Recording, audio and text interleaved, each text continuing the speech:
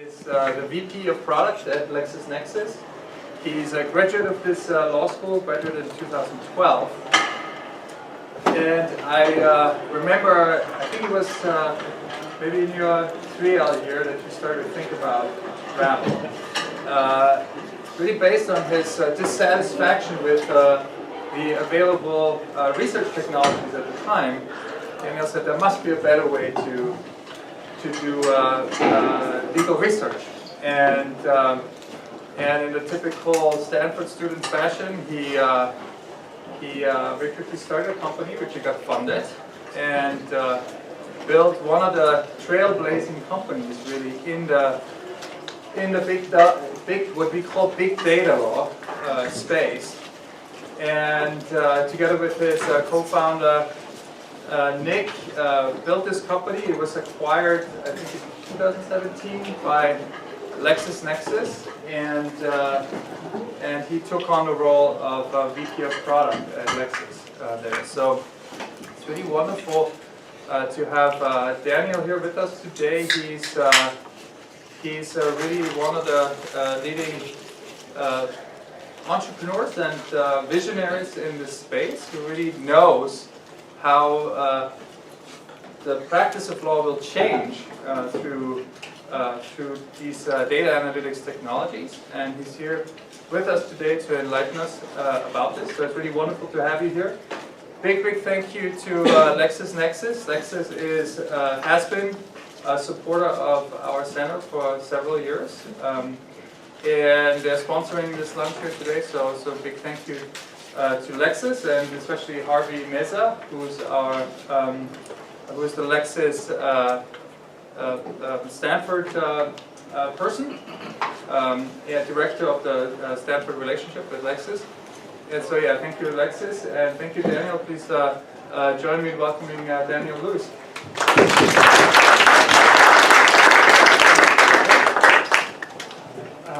Hi, thanks. That was a great intro. Thank you, Roland. So I figured I could give a bit of background around my story and the Ravel story and how I ended up here from where I was in your chairs 10 years ago. And then I could talk about some of the substance of what's going on with legal technology and AI and analytics. And then I'll take questions. So I graduated in 2012, like Roland said, and I started thinking about legal tech in my 2L year. I had come into Stanford thinking I was going to do something in clean tech. I'd worked at a think tank before law school in DC doing energy policy. And so I thought I was going to come out here, find a role at a clean tech company, and that was what I wanted to do. And along the way I got distracted by the research tools we had to use because they seemed pretty similar to what I'd seen my parents using years earlier. And so I started reaching out to professors in the computer science department asking whether they'd ever done any research or built anything in the legal space with legal information. And they pointed me in the direction of a couple interesting papers, and I started connecting with postdocs and master's students in their classes, and put together a vision along with a classmate, Nick, who's another Stanford student, around what we thought a better approach to legal research could look like. And it included data visualization as a way to understand the relationships between cases, as well as a more data-driven approach in general to think about what was likely to happen in cases and in front of particular judges. So we built a business plan in one of the entrepreneurship courses offered at the law school, and then we entered that business plan in the Stanford university-wide business plan competition basis. And we ended up finishing second to a team from the med school that was curing kidney stones. We felt pretty good about that. And we took a class at the D School, which if you haven't heard is a really awesome organization with a little past professor there. It's an interdisciplinary graduate level institute that helps in large part to say, how do you build something and prototype it really quickly? So we had this idea and it was floating around in our heads, and taking that course over the period of about 10 weeks, we were able to build a functioning prototype. And that coincided with coming in second in the business plan competition. And we met an investor who had a JD from one of the big venture firms on Sand Hill who said, hey, I've been able to watch your guys' progress over the last few months, and you should come in and talk funding. So this was happening in May of 3L year. And we went and talked with him. He said, I love your guys' idea. Come back and talk with my partner on Monday. We came back, talked with his partner, and got a phone call a few hours later saying, hey, we want to invest. We'll put in $500,000. We'll help you raise the rest of the round you guys need. So we spent that period through graduation, through studying for the bar, raising money from other funds.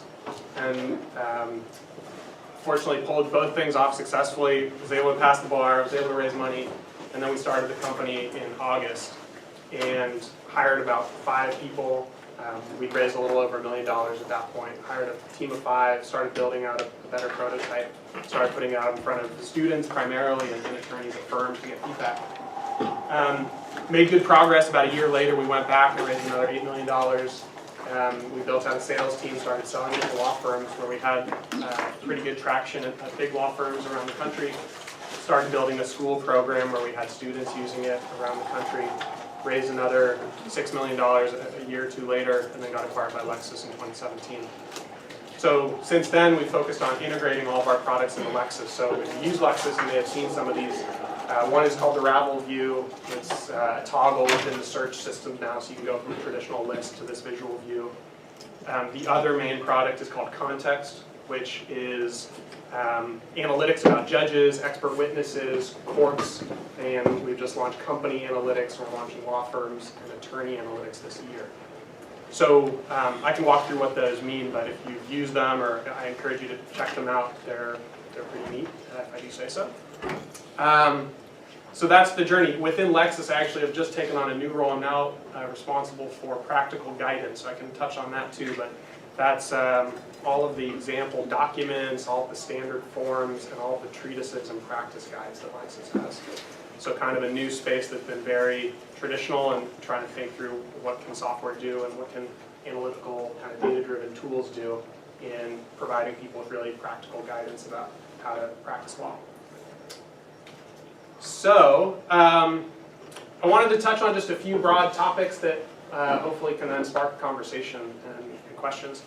So one of the interesting things to me is the conversation about what legal tech can do in the law is no longer what will it do 5 years from now or 10 years from now.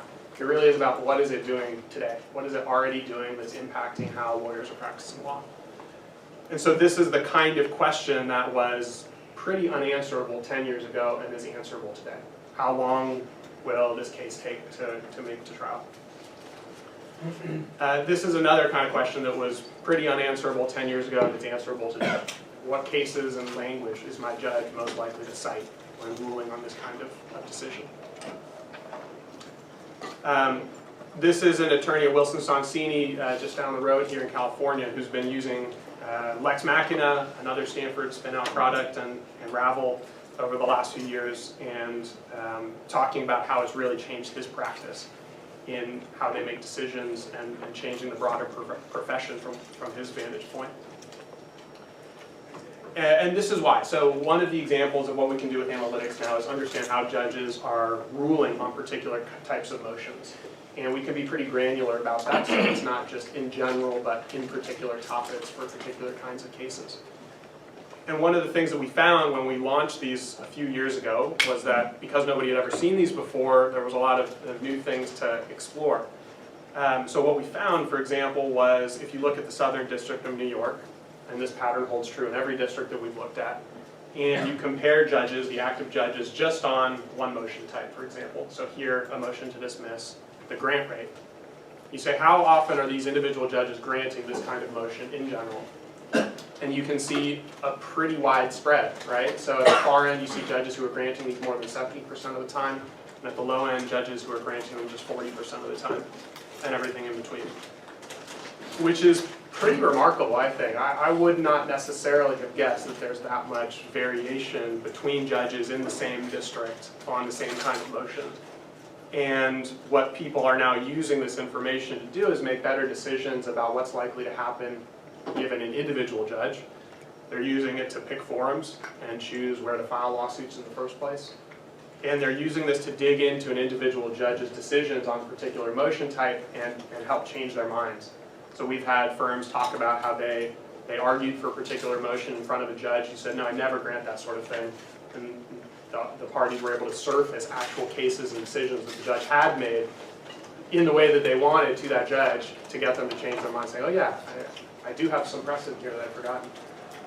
So it's really exposing some new details about decision making that previously people just didn't know, or it took an army of attorneys to try to figure out through manual research.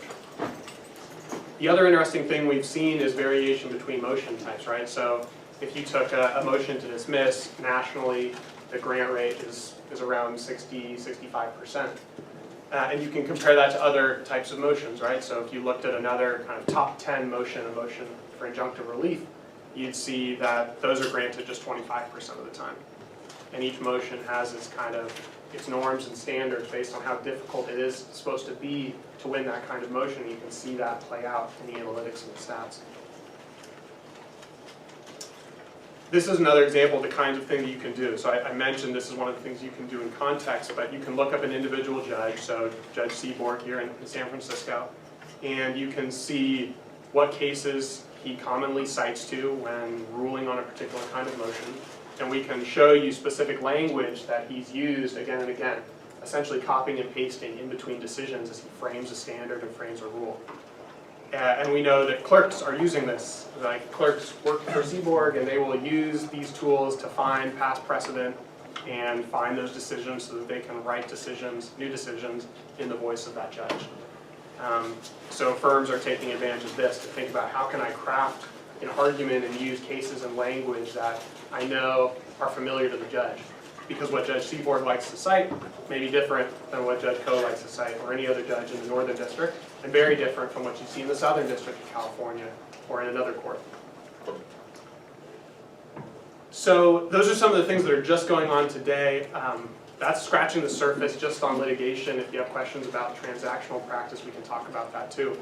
But I also wanted to lay out a little bit of what comes next and how does this all fit together. So one of the data scientists on our team put this together not long ago, and I thought it was a helpful kind of framework for thinking about what technology is doing in practical ways. What kinds of questions is it helping lawyers deal with? So, for example, we've got description.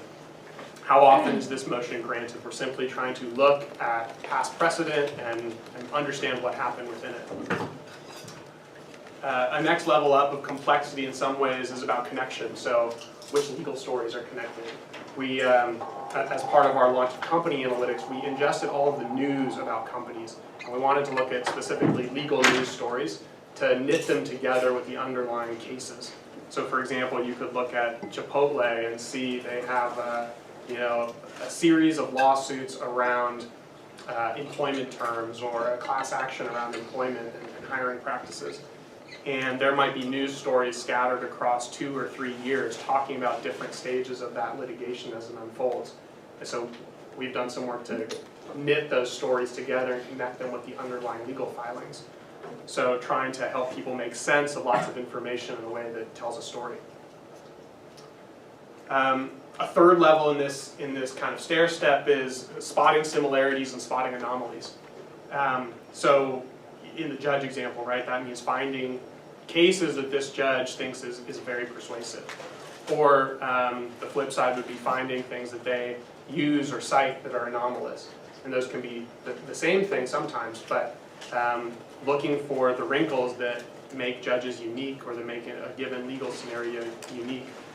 One of the things that I've always been kind of struggling with as we talk with lawyers is grappling with what I think is an existing mentality, which is every case is a snowflake.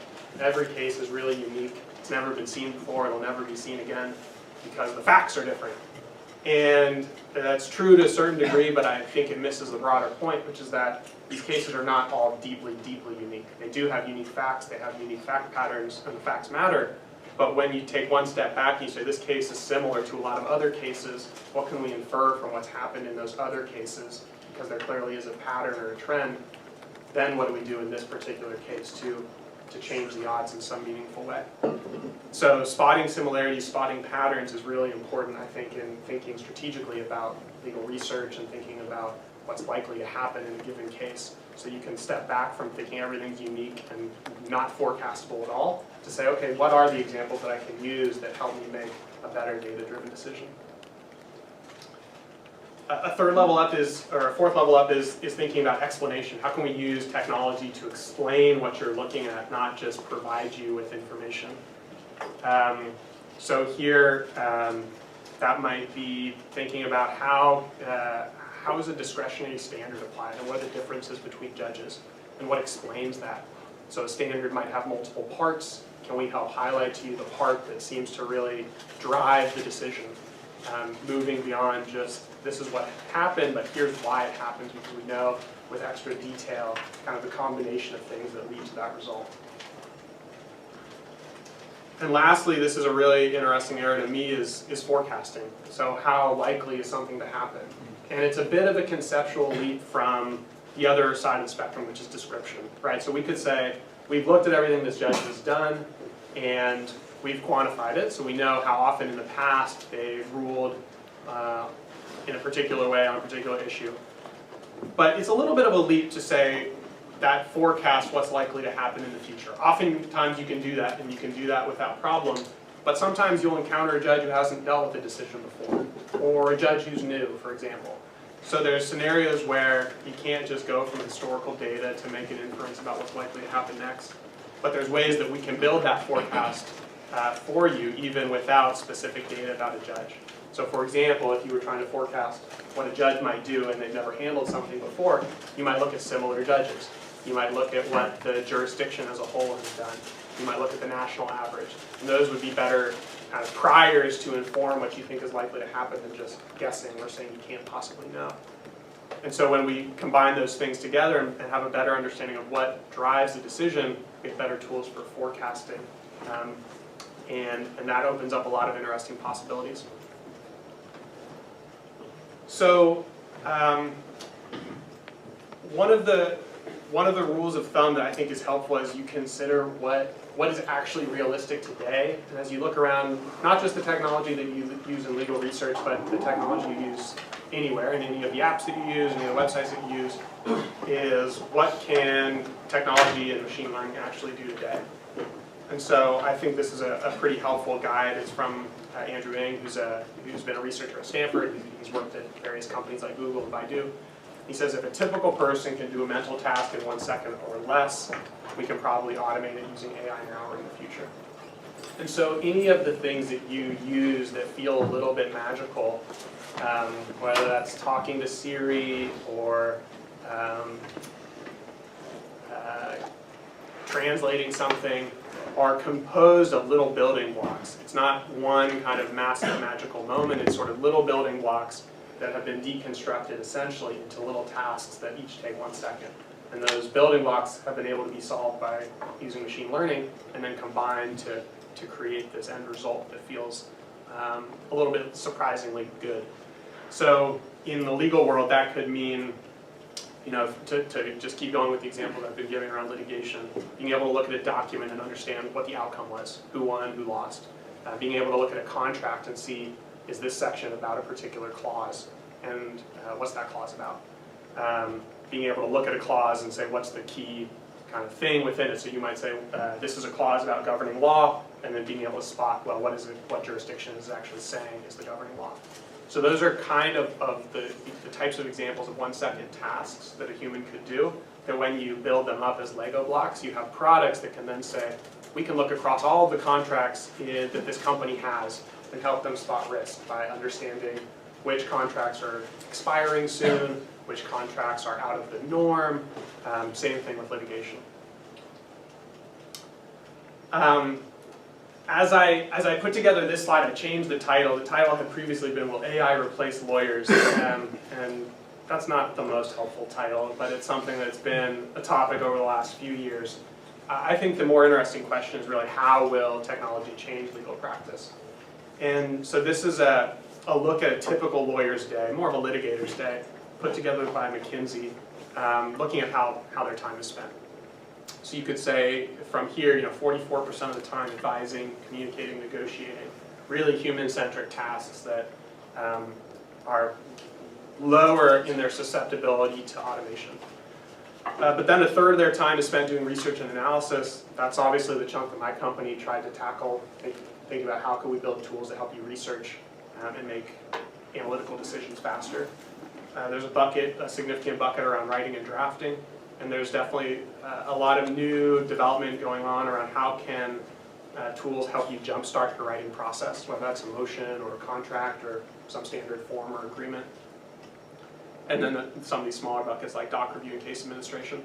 So legal technology is going to play a role in many of these areas, and there's different products in each of these buckets of work. And as these buckets shift, I think it's an interesting question to consider what will then happen. So will new tools in the research space mean that you spend less time doing research, or that in the same amount of time you cover more ground? And I don't know the answer to that, but I think right now it probably means you cover more ground. So you might spend the same amount of time doing legal research, but at the end of that chunk of time, you've got better, more detailed answers. You've discovered not just the cases that are relevant, but you've figured out ways to use bits and pieces of them more persuasively, and you have insights about what's likely to happen after you make your argument. This is my last slide, and I guess maybe food for thought too. So this is research that Lexis had commissioned, trying to put some numbers on automation and different legal roles in the ecosystem. And so looking at the next 10 plus years, in these different roles, this is their conclusion, which was that with partners you might see about a 7% decrease in total work from automation replacing about 7% of their work. Associates 13%, paralegals almost a quarter, more than a quarter, and overall about 14% of work might be automated with tools over the next 10 years. But as this sort of subtitle hints at, it's not necessarily clear that that means less work overall. It means maybe there's some shifting going on between the types of tasks that you do. And so that hopefully means kind of a more interesting future for legal practice, I think. Generally, the things that we can automate today are not that exciting or satisfying, or probably the things that you went to law school in the first place to do. So hopefully that opens up the ability for lawyers to spend more satisfying time doing things that only humans are really great at: analysis, strategy, thinking creatively. So I'll stop with that and turn over to questions. Yeah. So I'm going to ask you to do a little bit of forecasting here. I'm interested in the judicial analytics, and I'm curious, how soon, or maybe already, do you think that these analytics will begin to affect the more political context that judges are in, whether it's a confirmation hearing or an election for a state judge? And then related to that point, how do you anticipate judges responding to the analytics in sort of a feedback loop? Are they going to be concerned about their motion grant rate, as almost like an Uber driver is concerned about their 5-star rating, divorced from the facts? I'm just kind of curious how you envision these playing out. Yeah, it's a great question. I don't have all the answers. So I think what we've seen is that judges are still developing awareness that these tools exist in the first place, and they're still surprised at the variation that we can show them between them and their colleagues. So when Judge Seaborg learns that he grants a particular motion 60% of the time and his colleague Judge Orrick grants it 70% of the time, he wants to pick up the phone and have a conversation with Orrick to figure out why are we doing these things differently. We've tried to do some deeper analysis to figure out, so as we've experimented with forecasting, we've looked at a range of factors, sort of everything that we could get our hands on to see what determined why Seaborg's at 60% and Orrick's at 70%. And we didn't uncover political bias being one of those things. So we didn't discover that the party that appointed the judge was a relevant factor in determining how likely they were to do something on a motion to dismiss. Doesn't mean that that's not a relevant factor, but for a lot of parts of legal practice, I don't think there's going to be a clear political bias that will show up in something meaningful like an appointment confirmation hearing. But I don't know. These things can be a little bit unpredictable. At the other end of the spectrum, in France, they've banned judicial analytics within the last 2 years or so. And their reasoning is not super sound, I don't think, but they essentially said, judges are actors of the state, They speak on behalf of the state, and they're not individuals per se, so it's not important to know what they do as individuals. Therefore, analyzing their decisions and attributing things to them individually is not allowed. Which I think sort of just puts your head in the sand. It says, if we don't know that they're different, then they will not be different. But the truth is that those judges are still making decisions differently, and now the French just will be less aware of it. I think there's implications about whether it's good or bad for the legal system and how people perceive it to be fair or not. And it's a conversation I was just having with David Engstrom, actually. So if you want to continue this conversation in the Stanford ecosystem, he seems to be the guy who's thinking about this stuff. But all that stuff is yet to play out. It's still pretty early. I think where you might see it most kind of saliently is in the criminal space, with things like bail and sentencing. Unfortunately, analytics are a little bit lagging in that space just because it's not where the money is from a company perspective. But there will be greater insights over time with how judges vary in criminal practice. And I think that is probably a higher profile, kind of more tangible thing that people can wrap their heads around. Yeah. As a follow-up to his question, I think I heard you say that you've determined that the political party for appointing judge wasn't relevant in determining the data that you showed. About how many variables were in that data set? How many other things you could look at? Was it 50, 500, 5,000? Yeah, it was dozens and dozens, so somewhere more than 50, I think, and somewhere less than 500. But what we did identify as being relevant, at least in ways that we could measure and toggle, were things like, to take a motion to dismiss. The type of asserted defense mattered greatly. So whether it was a 12b6 or a 12b5 mattered a lot. Whether one or both sides were represented by a big law firm mattered. And you can imagine which side it mattered. So if you had the big side on your side, you were more likely to win if the other side didn't. The practice area mattered, so what kind of case it was. Jurisdiction matters, of course. So those were some of the relevant factors that definitely started to be statistically significant in figuring out what was likely to happen. And so again, I'd reiterate, I can't say that for all types of decisions, the political kind of inclinations don't matter, but in the things that we were looking at specific motions at the district court level, we couldn't see a bias. We have a question from someone online. How mature is this legal informatics area, and how many years of research work we anticipate till legal informatics gets saturated? Well, it's pretty mature, but it's still early. So, my company started in 2012. We launched these analytics in 2015. Lex Machina had done something similar on a similar timeline. And we were really the first two companies that were showing you statistics about how judges rule. So that's within the last 5 years. There is now, analytical products, obviously within Lexis, within Westlaw, within Bloomberg Law. So you really can't go online now and do legal research without some exposure to analytics, which I think is great.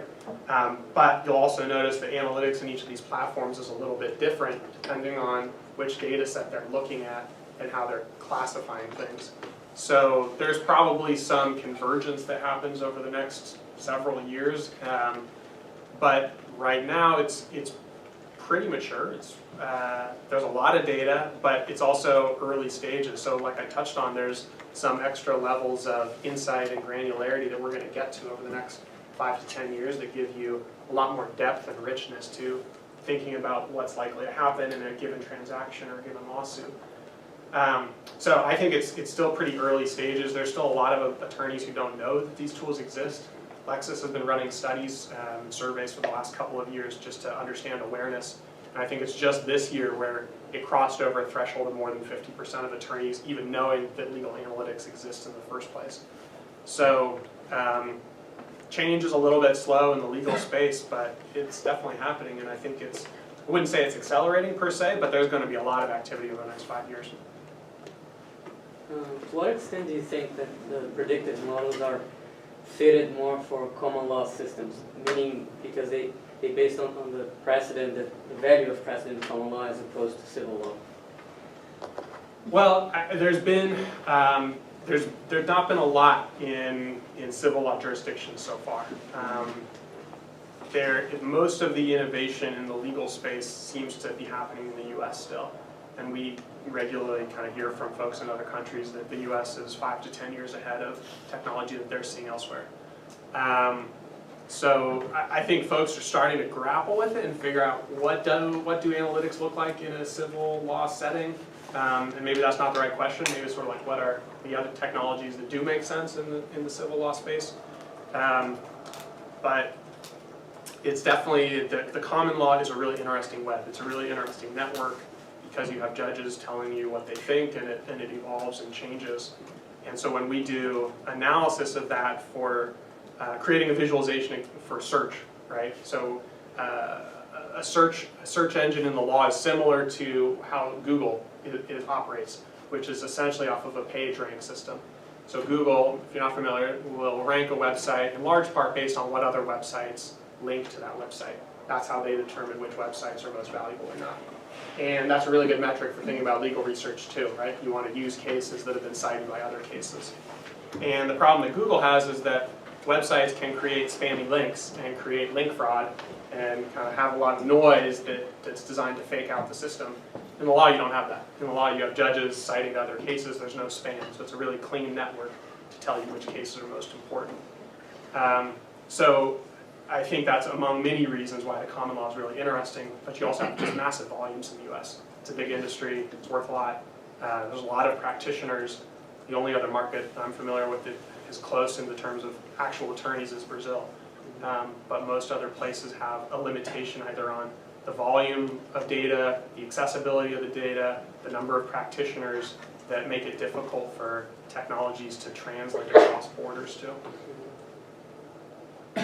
So I know this wasn't actually to focus your remarks, by the way. Thank you for all of those on legal analytics. I'm curious from the business side how you thought about making sure your business gets valued. If you've looked into intellectual property, and to what degree Westlaw could just build the same features you've already spent all these years building, and just say have its own analytics platform. Yeah, so we filed for patents early on. We had a couple that went on their way through the system and ultimately were not granted, and it wasn't that important to us by the time that happened. We always figured that some of what we were doing was common sense and not truly patentable, but nobody had done it before. But the other thing that we felt was that we would be moving faster than our competitors. So as soon as Westlaw caught up, we would be doing something differently. And that played out to be true. As you guys probably know better than I, but software patents are pretty difficult to get today. And so it's not necessarily a core part of how we tried to build a defensible business of patenting things in particular. But we did keep trade secrets, so a lot of how you do machine learning is pretty defensible and secret sauce in that it requires lots of training data, it requires experience, it requires good combinations of data scientists and lawyers working together. So all of that felt defensible in a more kind of practical way than the patent system protected us. More online questions. So one is, what statistical analyses does the data lend itself to, e.g. distributions, hypothesis testing, etc.? I don't know. That's a good question. I think the jury's still out. There's a new field called empirical legal analysis, where there's a variety of interesting practitioners looking at a bunch of different facets of legal decision making, everything from criminal to civil. I sort of leave it to that group to figure out the questions that they want to ask. But there are now data sets available that make this sort of research more possible than it ever was. So as part of our work at Ravel, one of our theses as a business was that legal information was becoming more available, and it was being released by the states and by the federal government in a way that allowed us to catch up to Lexis and Westlaw, who otherwise were not making cases generally available because they've been difficult to collect and expensive to collect. So that was our thesis. Turned out we were too early. It's still not generally easy to collect case law from states and from the federal government. And so it's very difficult to put together a comprehensive collection. So we ended up partnering with Harvard Law School, which had virtually the only physical collection of every case from every jurisdiction going back to the beginning of the country, aside from the Library of Congress. So we digitized that collection with Harvard. It cost us a lot of money. They did it on site, but we ended up with this authoritative collection of every single case. And we've made that collection available online for free through ravellaw.com, but also through Harvard websites. And we've made bulk access to it where people can pull down massive or full kind of encapsulations of the collection for research purposes. So if you're considering doing research in this space and you want access to a case law data set, there's a mechanism through us and through Harvard where you can make a request and get the bulk collection. So I'd encourage you to check that out.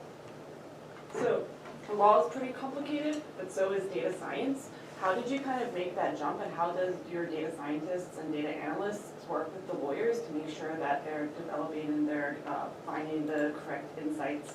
Like, do you prescribe, like, I want to find political bias, go? Or is it more like, what do you see? Yeah, so it might be helpful just to walk through a quick example. So one of the things that we solve with machine learning is identifying whether a case deals with a particular motion. And so when a case goes through our data systems, we hit it with a couple dozen different machine learning algorithms. So each algorithm is designed to do one thing. So that might be identify the judge that wrote it. It might be classify the case and say whether it's a patent case or an employment case. Another algorithm will be designed to identify, does it deal with a particular motion? Another one will say what happened with that motion, was it granted or denied? And so each of those algorithms is trained in general using a combination of human sort of legal and data science expertise.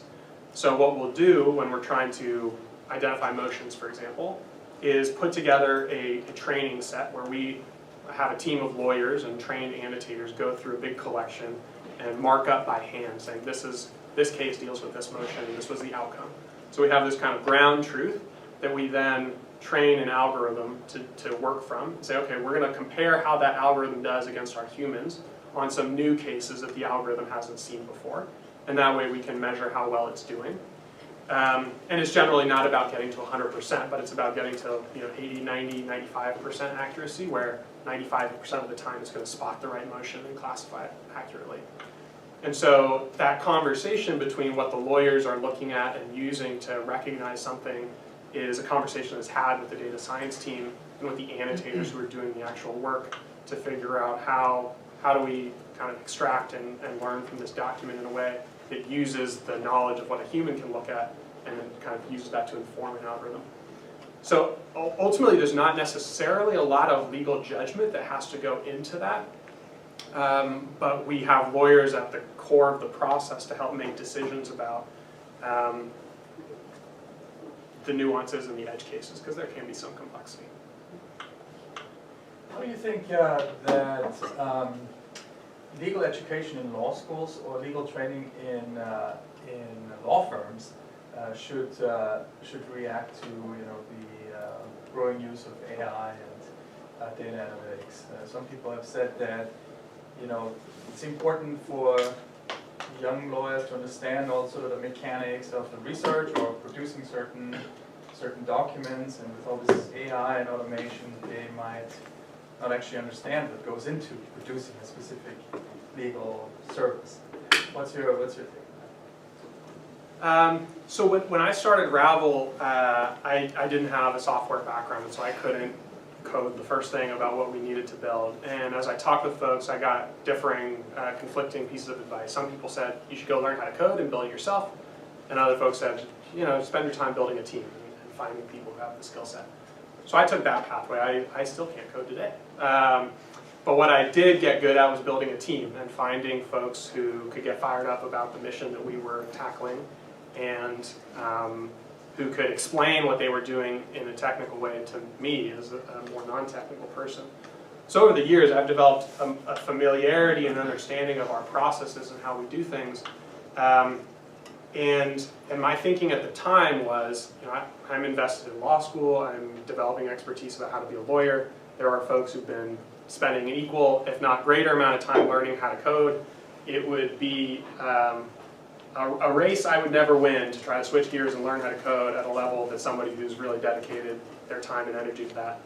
So it felt like a way better use of my time to develop the other skills around building a team and understanding how to have a conversation.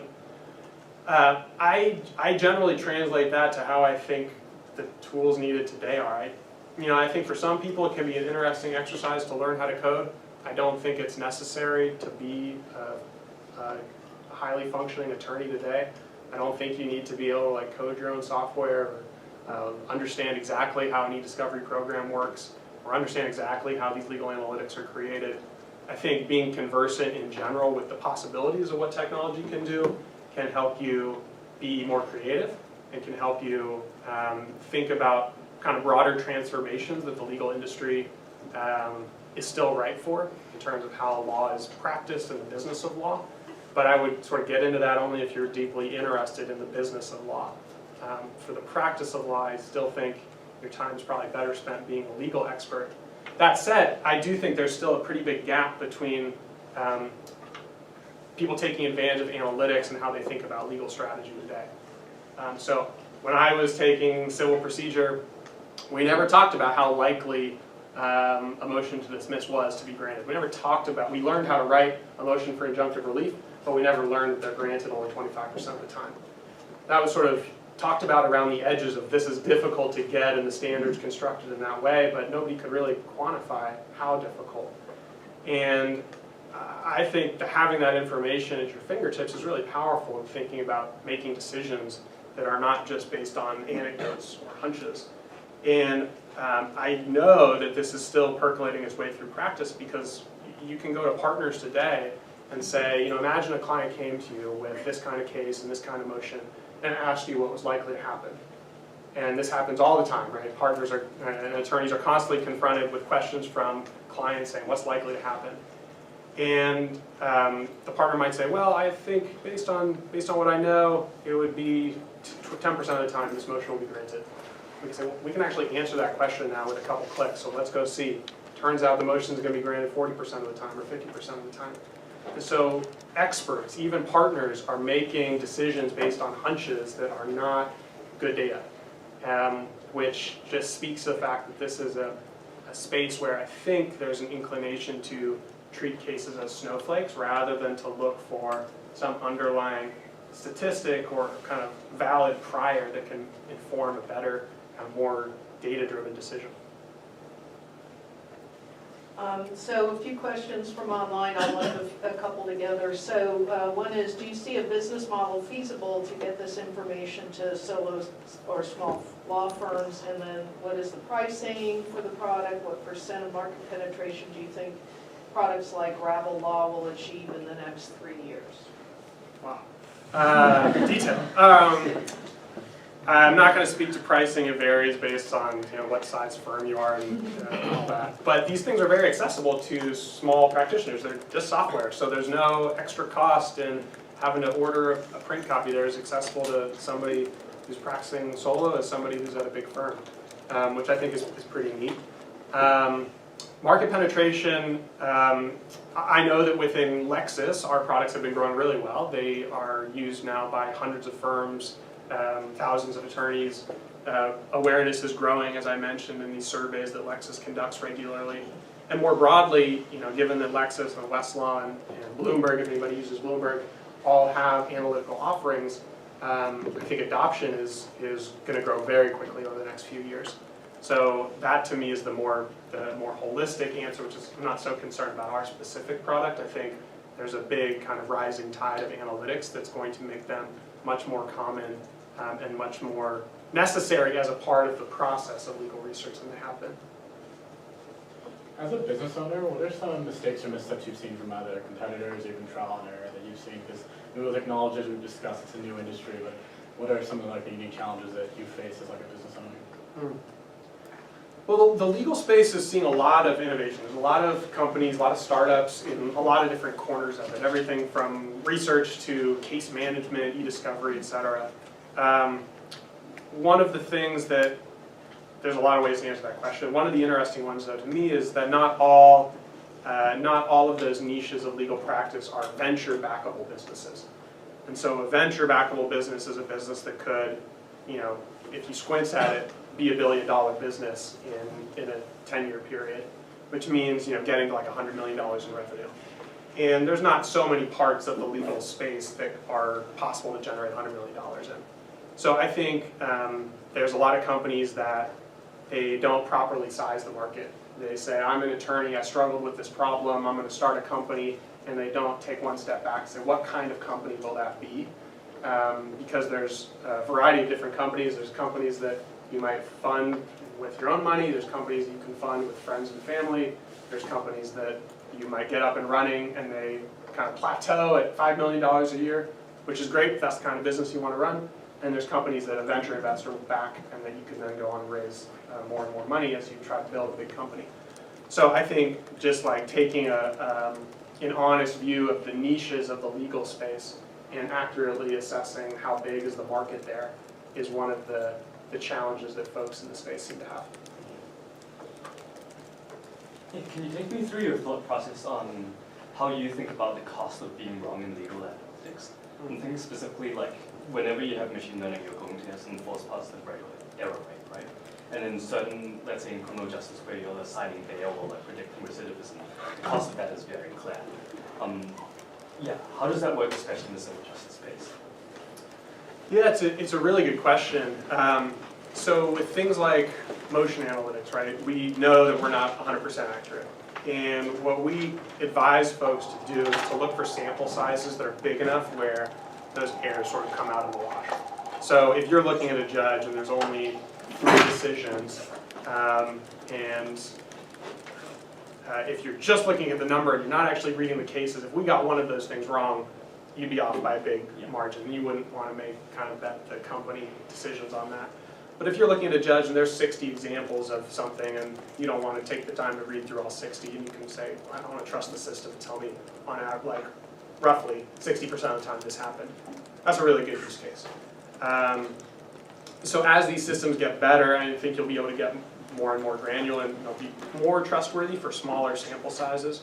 But again, I think there's just like a simple logic of you're not going to make big decisions based on small sample sizes, even if the sample sizes are entirely accurate.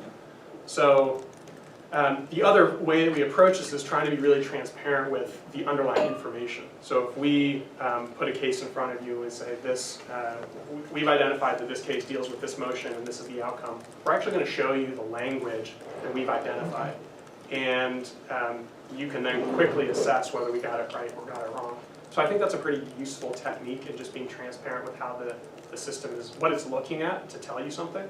It's not necessarily feasible in every part of a product, but it's possible in certain places. The criminal space is much more sensitive, obviously, and one of the challenges there is that sometimes courts will contract with a private company to create an algorithm for determining bail or sentencing, and then that algorithm will be kind of hidden and unviewable to the general public, kind of hidden behind the guise of being proprietary.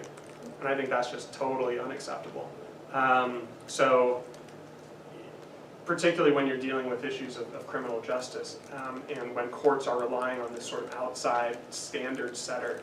So we haven't confronted that in the civil space, but in the criminal space, that's a huge issue. Do you anticipate this analytic tools being moved to administrative litigation? And if so, what kind of adaptation do you think? Because decision makers would be quite different from judges. Yeah, it's not a space that I know that well, but David Engstrom has studied this. So he had a group that I think issued a report recently looking at machine learning being used by agencies. And I don't know what they found, I don't know what they concluded, but that might be something you check out. So some of the online questions, I think there was one about NLP accuracy that was kind of related to the one that was just asked. But someone else asked, do you see the position of data scientists being a common position in law firms of the future? Maybe. Law firms today, there's definitely some that are starting to hire folks who are data scientists or chief information officers. There's some firms that are doing more interesting things than others.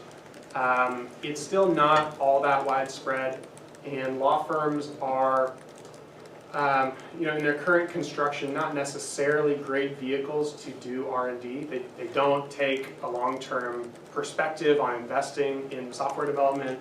They generally don't have any way to commercialize something that they've built, so they have to build something that only works for them, which means that, again, you're sort of naturally constricted by how much you're willing to invest in building something because your market size is very small. So there's some pretty big challenges of law firms trying to develop their own technology. And that's not a reason to say that they shouldn't have data scientists on board, but they need to think about a deeper reconstruction of what a law firm looks like for, I think, capturing the most value out of investing in software development. So that's a world that I'm excited about, but there are regulatory limitations at the moment around how law firms are constructed and who they can share profits with. And I hope that stuff changes. And there is some change underfoot, but I hope that changes pretty quickly because you could see a lot of interesting evolution in law firm structures. All right, you mentioned good data. And how fast can you realize that you're working with right and not biased data, if not biased data even exists? What do you think? Well, so training data, right, is one of these areas that you may read about in not just the legal space, but anything facial recognition, image recognition. These are areas where having a representative training set is super critical. So what I mean by that is if you're training a facial recognition system and you train it just with faces from the Stanford community, you're not going to represent the full spectrum of human faces. And so you're going to have a system that's going to make misclassifications. In the legal space and in the work that we've done, we don't have to grapple exactly with that same question and the nuances of it. So when we're looking at cases, for example, we can get representative samples of cases. We don't necessarily have challenges of like training using the wrong data. But with things like criminal sentencing algorithms and bail algorithms, those questions are really sensitive. And it's an interesting space of research. So getting the kind of an accurate set of training data is an important question, but it varies. Like the implications of getting it wrong vary depending on the space that you're in. What do you think from your perspective as VP of product? What do you think are the most exciting opportunity areas to find new use cases and build new businesses using AI in a legal setting? Yeah, I think there's a few that are really interesting. So one area that's booming right now is contract analytics, trying to take the similar approaches that we've developed for litigation and apply it to agreements and contracts so that companies or law firms could quickly parse through a big set of agreements and understand what's contained within them. That market is super healthy. There's a lot of companies competing in it now. And it's an interesting application of kind of known technology to these other use cases. A second frontier that I'm interested in is forecasting and saying how do we go look ahead on cases to understand what's likely to happen. And to me, there's a really interesting intersection with litigation finance, which, if you're not familiar, is a space that's been rapidly growing. It's now a multi-billion-dollar industry. It's kind of like private equity, where they will invest in lawsuits to essentially share in the benefits, but also offload the risk from a law firm or a plaintiff or a defendant that has that litigation. And as you might imagine, litigation finance is based all around what's likely to happen with a given lawsuit. They don't want to make an investment if they don't know kind of probabilistically what's likely to happen. And so right now, that space is really working at the high end. It's working on cases where there's big judgment values and kind of surefire outcomes, where they can feel really confident that they know with a pretty high level of certainty what would happen if it went to a jury. And they're operating at that part of the market because they're doing it with human judgment. They hire experienced attorneys and litigators to come in and evaluate cases and make these decisions. So it's a manual, human-centric process. But as we have analytics that help you look more granularly at cases, you could imagine litigation finance starting to expand what it can do. You start to cost effectively value lower value cases and spread investment down that part of the spectrum. I'm not saying that's a good thing or a bad thing, but it's definitely one of the things that might happen as we move into the space of kind of more granular analytics and forecasting. A third thing that I think is really interesting is taking the next step into writing and drafting. And there's some interesting tools that are starting to develop around automating a drafting process, whether that's responding to a complaint, jump-starting a contract with kind of standard clauses, jump-starting motions. And I think combining that with analytics about what's market, kind of this is a standard and here's why we know it's a standard and here are variations that are acceptable that are commonly used. Those are interesting ways to think about how do you practice effectively and in a data-driven way. Just as sort of as a follow-up question, so what's your prediction? Will the market need more of your lawyers in the future? I don't really have an expert opinion on it. Yeah. I've got two brothers who are attorneys. I've got two parents who are attorneys. So I'm not in the business of putting attorneys out of work. I think the legal market seems pretty healthy to me. It feels to me like there's actually a lot of unmet demand. And it wouldn't surprise me at all if there's room for the legal market to grow. I think there's a pretty big gap actually between unmet legal needs at the low end of people needing legal help that can't be served profitably today by the existing cost structures of the legal industry. So there's a lot that goes into that, and we could spend a whole day unpacking it, but I think there's plenty of unmet legal need that if we had better tools, better automation capabilities, there's ways to tap that, serve more people. At the high end of the market, at like the sort of company law side of the market, I don't know what's going to happen, but it seems like things are pretty stable today. Firms are growing, and without major regulatory change, I guess the long way to answer your question is I think the regulatory change piece of how law firms and the business of law are constructed would drive a lot more change in employment than what we're talking about with technology. The technology change will be relatively gradual. If you were working on one of these automation technologies, whether around contract drafting or policies and procedures, that kind of thing, right now it's very much brute force, copy paste, somebody finds a template, etc. How would you go about validating and sizing the market given that so many attorneys are reluctant to change? Like it's a hard discussion to have with attorneys because they're used to sending it to the paralegal or just doing it themselves the old way. So how do you think about that? Yeah, I mean, there's the standard way would be to look at if you're creating a product, how many people are in that target market, even if you think that a vast majority of them are difficult to change.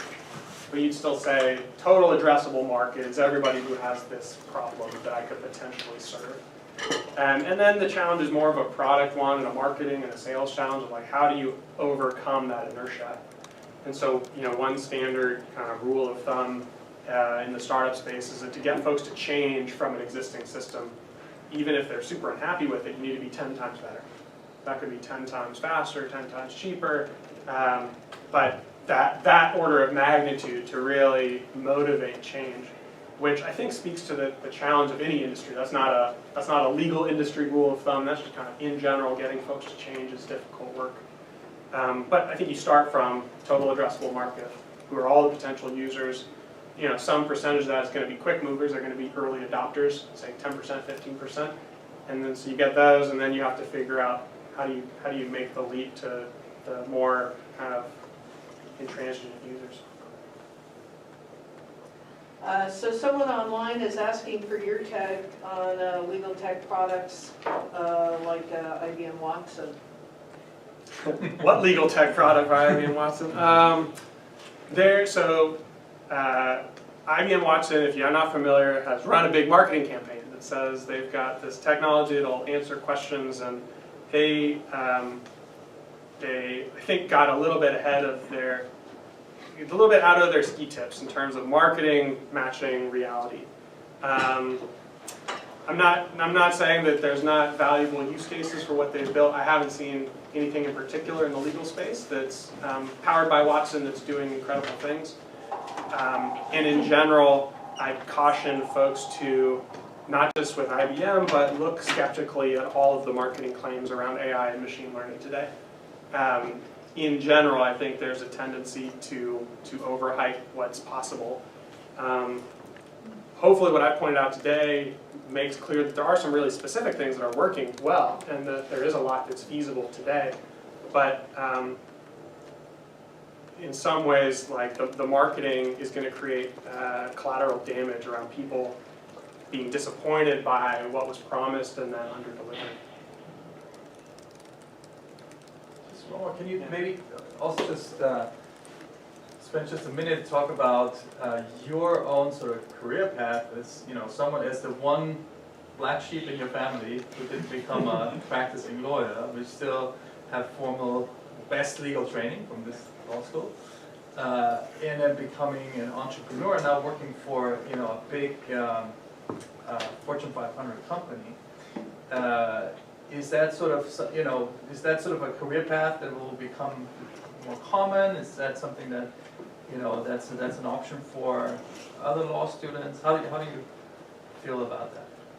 Yeah, it's from my class. There are 3 other classmates who are also employed by Lexus, which is really weird. So there's my co-founder, and there's 2 folks who are at Lex Machina. So, you know, 4 people out of a class of 180 ended up at Lexus through startups that got acquired. That's an anomaly for sure. But there was a cohort of folks in my class who ended up doing startups either directly or joining them early. And I've seen a bunch of folks after doing a few years at large law firms migrate into corporate practices that are much more kind of product-y. So I think it's a really interesting pathway. I would highly recommend it to anybody. And it's very doable, particularly from Stanford. And I can't say that at every school that I speak at. But Stanford is really a unique ecosystem that has resources that put you at an incredible advantage if you want to go down this pathway. There's the ability to take classes at the GSB. There's the ability to take classes at the D School. There's business building competitions. There's advisors. There's teachers who are super plugged into the ecosystem. There are classmates studying computer science within 5 minutes. There's your email address, which will basically get your email read by anybody you send an email to. Honestly, like if you send somebody an email from stanford.edu, like it will get opened and read, and you will get a response. Not everybody has that. That's like an incredible tool. So I would really encourage you to take advantage of the resources that you have while you are here. You may feel busy, but if you have a passion to explore something outside of the traditional coursework, take advantage of the time that you have. For me, I found myself, like I said, I was not interested in legal technology when I came into law school, but I found it to be this problem that became more and more interesting, and I spent nights and weekends on it. And it was enjoyable to go check out the CS courses and see their demo days, and to go hunt down a computer science professor and then read an interesting paper, meet folks like Roland who could connect me with folks in the system who had already gone down the path and could be mentors. So somehow my co-founder and I were able to do all that during the normal course of Stanford and be able to take some classes that gave us credit to do it along the way. So it's definitely possible. It's fun. It's a fun journey. And I would recommend it. All right, well, on that note, if there are no further questions, please join me in thanking our speaker today. Thank you.